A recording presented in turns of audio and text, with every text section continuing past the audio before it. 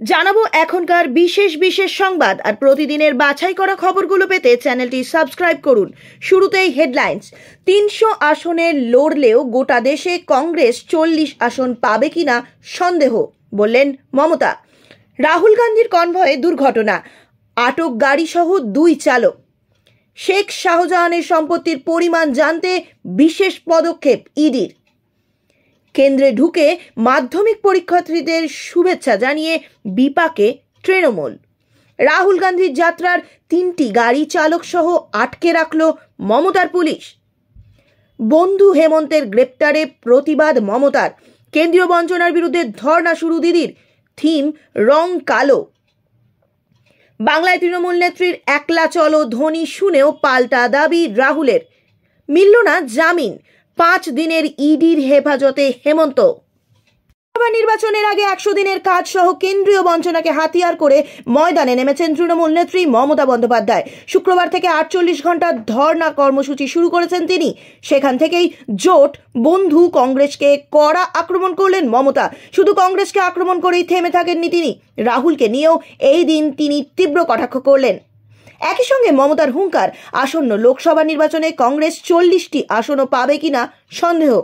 এই দিন রেড রোডের থেকে মমতা বলেন, কংগ্রেসকে আমরা বলেছিলাম ৩০০ আসনে একা লড়ো, আমরা সবাই মদত করব, আর ২৪৩টি আসন রিজিওনাল পার্টিগুলোকে দাও। যারা সেখানে শক্তিশালী তারা সেখানেই লড়াই করুক, এখানে তুমি মাতব্বরি করবে না। এই অবস্থায় প্রথমেই চলে এলো বাংলায়, ভাবলো এখানে মুসলিমদের একটু সুরসুরি দিই, অতএব হিন্দুদের সুরসুরি দিচ্ছে বিজেপি, কংগ্রেস সিপিএম দিচ্ছে মুসলমানদের। ও করবে হিন্দু আর ও করবে মুসলিম, আর আমরা হিন্দু মুসলিম শিখ হয়েও আমরা সবাই বাদ, এটা হতে পারে না। রাহুল গান্ধীর কনভয়ে দুর্ঘটনা। জানা গিয়েছে, কনভয়ের একটি অ্যাম্বুলেন্স ধাক্কা মারে বীরভূমের অতিরিক্ত পুলিশ সুপার ও ওসির গাড়িতে। ৩টি গাড়ি সহ ২ চালককে আটক করেছে বীরভূম পুলিশ। ঝাড়খণ্ড ঢোকার মুখেই এই দুর্ঘটনাটি ঘটেছে। যদিও রাহুল গান্ধীর ভারত জড়ো ন্যায় যাত্রা ততক্ষণে ঝাড়খণ্ডে পৌঁছে গিয়েছিল বলেই খবর। স্বভাবতই নেতার চোট লাগেনি। রাজ্যে কংগ্রেসের এই প্রাক্তন সভাপতির ভারত জড়ো ন্যায় যাত্রার ৫ম দিন ছিল শুক্রবার। এই দিন মাধ্যমিক পরীক্ষা শুরু হওয়ায় এই যাত্রার অনুমতি দেয়নি বীরভূম জেলার পুলিশ। তাই জাঁকজমকহীনভাবেই প্রায় ৫৫ কিলোমিটার ন্যায় যাত্রা করলেন রাহুল গান্ধী, জয়রাম রমেশ, অধীর রঞ্জন চৌধুরীরা। প্রথম থেকেই এই যাত্রায় বিশৃঙ্খলা ছিল। রাহুলের মধ্যাহ্নভোজনের সময় কংগ্রেস কর্মীদের সঙ্গে রীতিমতন ধস্তাধস্তি হয় পুলিশ ও কেন্দ্রীয় বাহিনীর জওয়ানদের। এরপর রাহুল গান্ধীর ভারত জোড়ো ন্যায় যাত্রা বেরিয়ে যায় ঝাড়খণ্ডের উদ্দেশ্যে। ঝাড়খণ্ড ঢোকার মুখে রাহুল গান্ধীর কনভয়ে থাকা অ্যাম্বুলেন্সে ধাক্কা মারে বীরভূমের অতিরিক্ত জেলা পুলিশ সুপার অর্থাৎ বোলপুরের সুরজিৎ কুমার দে ও এসওজির ওসি জাহিরুল ইসলামের গাড়িতে। দুর্ঘটনায় রাহুল গান্ধীর কনভয়ে থাকা 2টি অ্যাম্বুলেন্স ও একটি ছোট মাল বোঝাই গাড়িকে আটক করে বীরভূম পুলিশ। সঙ্গে 2 জন চালককেও আটক করা হয়। এবার কেন্দ্রীয় তদন্তকারী সংস্থার গোয়েন্দারা খোঁজ নিতে শুরু করলেন শেখ শাহজাহানের। তার পরিবারের সদস্যদের ব্যাংক অ্যাকাউন্টেও নজর দিয়েছে কেন্দ্রীয় তদন্তকারী সংস্থা। ইডি সূত্র মারফত জানা গিয়েছে, শাহজাহানের কোন ব্যাংকের কোন ব্রাঞ্চে কতগুলি অ্যাকাউন্ট রয়েছে তা জানতে ইতিমধ্যেই মুম্বইয়ের অ্যান্টি মানি লন্ডারিং ইউনিটের নোডাল অফিসারকে চিঠি দিয়েছেন ইডি আধিকারিকরা। তৃণমূল নেতার ব্যাংক অ্যাকাউন্টের গত 10 বছরের তথ্যও চেয়ে পাঠিয়েছেন এনফোর্সমেন্ট ডিরেক্টর গোয়েন্দারা। জানা গিয়েছে, তৃণমূল নেতা শেখ শাহজাহান আয়কর রিটার্ন জমা দিতেন কিনা সেই তথ্য সংগ্রহের চেষ্টা চলছে। ব্যাংকের সমস্ত নথি পেলে শাহজাহানের আয় ও সম্পত্তির হিসেব মিলিয়ে দেখবে ইডি। শুধু শাহজাহান নয়, তার পরিবারের অন্যান্য সদস্য ও ঘনিষ্ঠদের সম্পত্তিতেও নজর রয়েছে ইডির। ইতিমধ্যেই তাদের নামের একটি বিশেষ তালিকা তৈরি করে ফেলেছে কেন্দ্রীয় তদন্তকারী সংস্থার গোয়েন্দারা। মাধ্যমিক পরীক্ষার্থীদের শুভেচ্ছা বার্তা জানাতে গিয়ে নিয়ম ভাঙার অভিযোগ উঠল তৃণমূল কর্মীদের বিরুদ্ধে। শুক্রবার পরীক্ষার প্রথম দিনই কেন্দ্রের ভেতরে ঢুকে পড়ুয়াদের পেন ও বোতল দিয়ে বিতর্কের মুখে পড়লেন পশ্চিম বর্ধমান মহিলা তৃণমূলের সাধারণ সম্পাদক, পঞ্চায়েত প্রধান সহ তৃণমূল কর্মীরা। এই ঘটনার সমালোচনায় সরব হয়েছেন বিরোধীরাও। পশ্চিম বর্ধমান জেলার কাঁকসা উচ্চ বিদ্যালয়ের ঘটনা।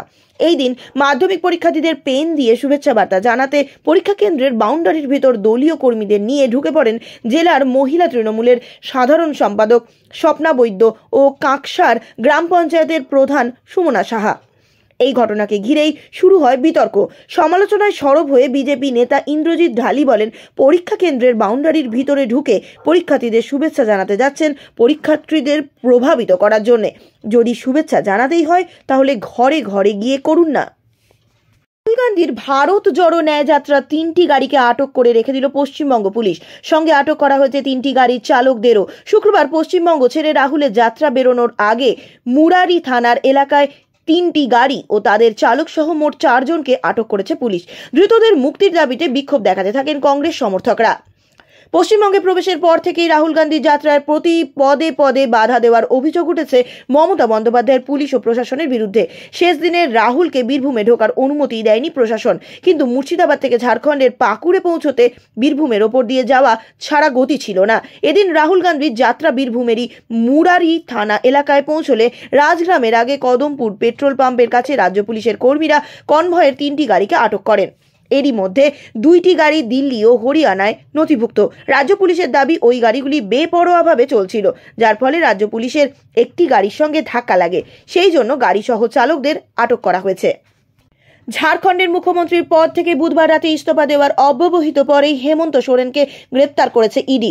বন্ধুর গ্রেপ্তারি নিয়ে শুক্রবার এক্স অর্থাৎ সাবেক টুইটারে পোস্টে গর্জে উঠলেন বাংলার মুখ্যমন্ত্রী মমতা বন্দ্যোপাধ্যায়। তারপরেই কেন্দ্রীয় বঞ্চনার বিরুদ্ধে পূর্ব ঘোষিত ধর্ণা শুরু করেছেন তৃণমূলের সর্বময় নেত্রী মমতা। এক্সে পোস্টে মমতা লিখেছেন, শক্তিশালী আদিবাসী নেতা হেমন্ত সোরেনের গ্রেপ্তারির তীব্র নিন্দা জানাই। বিজেপির কথায় কেন্দ্রীয় এজেন্সি একটি নির্বাচিত সরকারকে দুর্বল করার ষড়যন্ত্র করছে। এটা প্রতিহিংসামূলক ষড়যন্ত্র মাত্র। মমতা আরও লিখেছেন, হেমন্ত আমার ঘনিষ্ঠ বন্ধু, এই কঠিন সময়ে আমি তার পাশে দাঁড়ানোর শপথ করছি। ঝাড়খণ্ডের মানুষ এর জবাব দেবে এবং হেমন্তর কঠিন যুদ্ধে জয়ী হবেন। মঞ্চ থেকেও বাংলায় একা চলার বার্তা দিয়েছেন মুখ্যমন্ত্রী মমতা বন্দ্যোপাধ্যায়। অথচ কংগ্রেস নেতা রাহুল গান্ধীর আত্মবিশ্বাসী দাবি, বাংলায় জোটের সম্ভাবনা শেষ হয়ে যায়নি, যে সমস্যা রয়েছে শীঘ্রই তার সমাধান হবে। যদিও রাহুলের আশা যে নিতান্তই অলীক ভাবনা, তার প্রমাণ মিলেছে মমতার ধর্ণা মঞ্চ থেকেই। রাহুলকে সেখানে নাম না করে আক্রমণ করেছেন মমতা। এমনকি বাংলায় এসে ফটোশুট করছে বলে কটাক্ষ করতেও শোনা গিয়েছে তাকে, যার লক্ষ্য আদতে রাহুল বলেই মনে করেছেন সকলে। শুক্রবার দুপুর 1টা নাগাদ নিজের এক্স হ্যান্ডেলে একটি ভিডিও পোস্ট করেছিলেন রাহুল। বাংলায় তিনি ভারত জোড়ো ন্যায় যাত্রা করতে এসেছেন। রাহুল জানিয়েছেন, এই ভিডিও সেই যাত্রাপথেরই একটি পর্বে তোলা, যেখানে কয়েকজন অল্প বয়সী তরুণ তরুণীরা কিছু প্রশ্ন করেছিলেন তাকে। এই প্রশ্নের জবাবেই রাহুলকে বাংলায় জোট প্রসঙ্গে মন্তব্য করতে শোনা যায়। তাকে জিজ্ঞাসা করা হয়েছিল বাংলায় বিরোধী জোট ইন্ডিয়ার ভবিষ্যৎ নিয়ে। উত্তরে রাহুলকে বলতে শোনা যায়, জোট নেই এ কথা আমরা বলছি না, মমতা বন্দ্যোপাধ্যায়ও বলছেন না। জোট নিয়ে কথাবার্তা এবং আলোচনা চলছে, শীঘ্রই এর সমাধানও হবে। দিনের জন্য ইডি হেফাজতে পাঠানো হলো হেমন্ত সোরেনকে। শুক্রবার তার হেফাজতে থাকার মেয়াদ বাড়ালো রাঁচির বিশেষ আদালত। পিএমএলএ আদালত জানায়, আগামী 5 দিন ইডির হেফাজতেই থাকবেন ঝাড়খণ্ডের সদ্য প্রাক্তন মুখ্যমন্ত্রী। জমি দুর্নীতিতে আর্থিক তছরূপের মামলায় বুধবার রাতে হেমন্তকে গ্রেপ্তার করে ইডি। পরের দিনই জামিন চেয়ে সুপ্রিম কোর্টের দ্বারস্থ হন হেমন্ত, কিন্তু সেই দিনই রাঁচির বিশেষ আদালতের নির্দেশে 1 দিনের জন্য জেল হেফাজতে যেতে হয় ঝাড়খণ্ডের সদ্য প্রাক্তন মুখ্যমন্ত্রীকে। শুক্রবার সকালে সুপ্রিম কোর্টে শুরু হয় হেমন্তের জামিনের আবেদনের শুনানি, কিন্তু ঝাড়খণ্ডের হাইকোর্টে আবেদন করার আগেই হেমন্তকে 5 দিনের জন্য ইডি হেফাজতে পাঠিয়েছে রাঁচির আদালত।